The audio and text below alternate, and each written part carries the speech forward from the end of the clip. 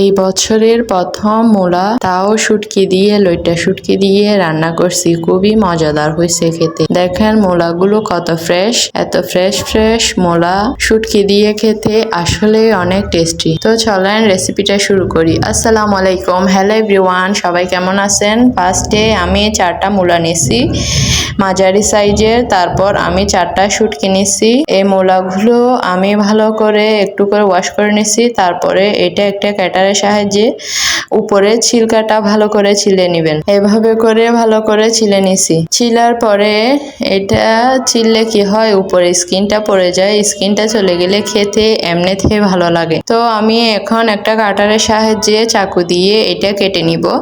এটা যে যেরকমের সাইজ পছন্দ করেন এভাবে এটা আমি কিউব করে কেটে নিছি। কাটার পরে এভাবে করে কুচি কুচি করে কাটতে হবে।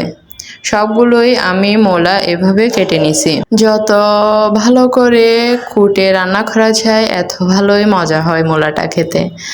তো আমার ফাইনালি কোটা কমপ্লিট। তারপর আমি একটা পাতিলের মধ্যে মূলাগুলো সবগুলো তুলে নিছি।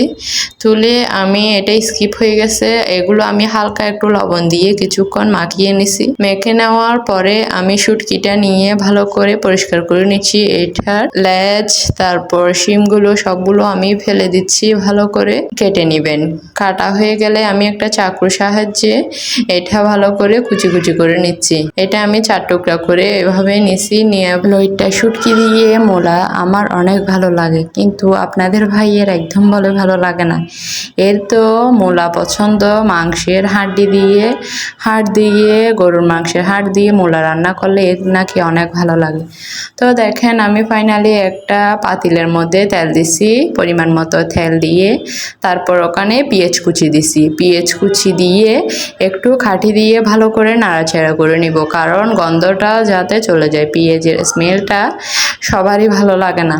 তো একটু পেঁয়াজটা নরম হওয়ার পরে আমি এখানে গুঁড়া দিছি, মরিচের গুঁড়া 2 চা চামচ দিছি। তারপর 1 চা চামচ হলুদের গুঁড়া দিছি। তারপরে আমি এখানে হালকা পরিমাণ পানি দিয়ে কাঠি দিয়ে আবার নাড়াচাড়া করে নিচ্ছি, যাতে মরিচটা পুড়ে না যায়। তো ফাইনালি আমি মূলাটা ওখানে ঢেলে দিছি, হালকা একটু পানি দিছি, তার মধ্যে অনেক পানি বের হয়েছে, ঝোল বের হয়েছে। তো ফাইনালি ওখানের উপর আমি আবার শুটকিগুলো দিয়ে ফেলছি, কারণ শুটকিটা লাস্টে দিলে ভাঙে না আর টেস্টও ভালো থাকে। তো তারপরে আমি আবার ঢাকনা দিয়ে ভালো করে রান্না করে নিছি। তো ফাইনালি দেখেন কত সুন্দর একটা কালার আসছে, খুবই মজাদার হয়েছে। এভাবে লইট্টা শুটকি দিয়ে মূলা একবার হলো রান্না করে দেখবেন, খেতে জাস্ট ওয়াও। ভিডিওটা কেমন হয়েছে জানাবেন। আল্লাহ হাফিজ।